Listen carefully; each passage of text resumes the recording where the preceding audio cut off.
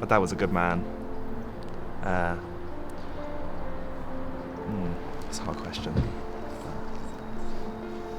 What was he like? But he was a beautiful child. He was easy to talk to, very easy to talk to. He loved football. He loved Chelsea. I support Chelsea because of my dad. Yeah, he was just a brilliant lad. I've got to say that, he was brilliant. Everybody would say that he was so laid back. So laid back, he was horizontal. You know, he had a really good sense of humour. We did have a good laugh. He worked in the construction for just over 30 years. He was a great guy to work with, to be honest. He was a hell of a team player.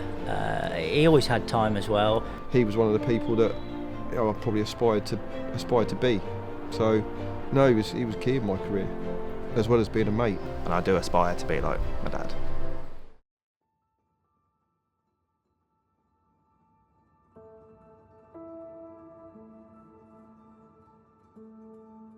The project he was working on was going into the sort of the next stage or phase of the construction. He just changed his whole attitude. He just wasn't sleeping. He was so ill. I went back to uni and I said, just keep me up to date. And I thought when I come back for Easter, he's going to be back to himself. And Easter came and it was horrendous. He started to feel that he couldn't manage the workload. Because he was in sort of our office at the time, and we sort of talked about it, and Chris opened up to myself and Frank, and we were quite surprised how his demeanour had changed, and some of the things that he was taking on board, how it was affecting him. It wasn't the Chris we knew. So I don't think he knew what was going on in his head, and I think he just wanted it to stop. He just wasn't the same man. He wasn't. He was so stressed, so under pressure, so ill, because he would never have done what he did as the old Chris.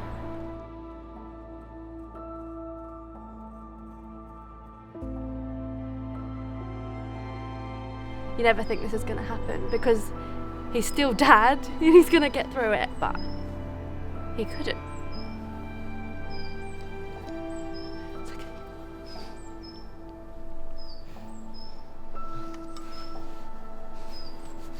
Can't describe how much I loved him.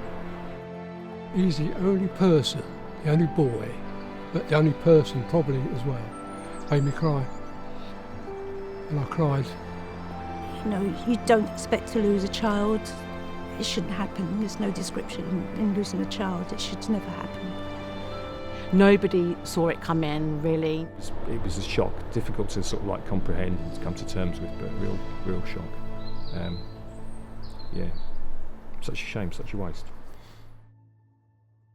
Other families don't have to go through what we're going through. We'd like to save them from going through it so that mental health or stress within the workplace is dealt with.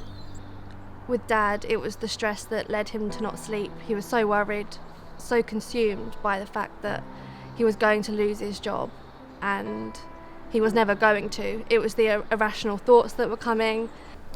If it could happen to Chris, that's the bit that doesn't compute with me. If it could happen to Chris, it could happen to anybody else as well. If people can sort of understand it can happen to anybody.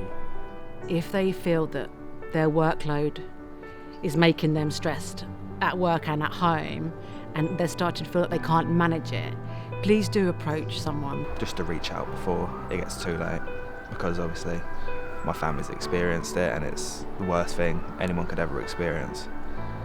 An awareness or an awareness training will help, and it's much better to reach out to someone and find it was nothing you needed to do. Companies need to be aware of what is happening, and the stress can kill. Does kill.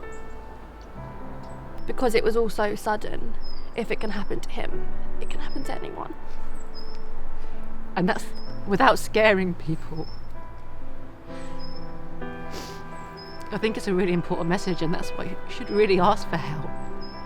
You're not a weak person. You're still the same person. Just need a bit of help along the way. You know?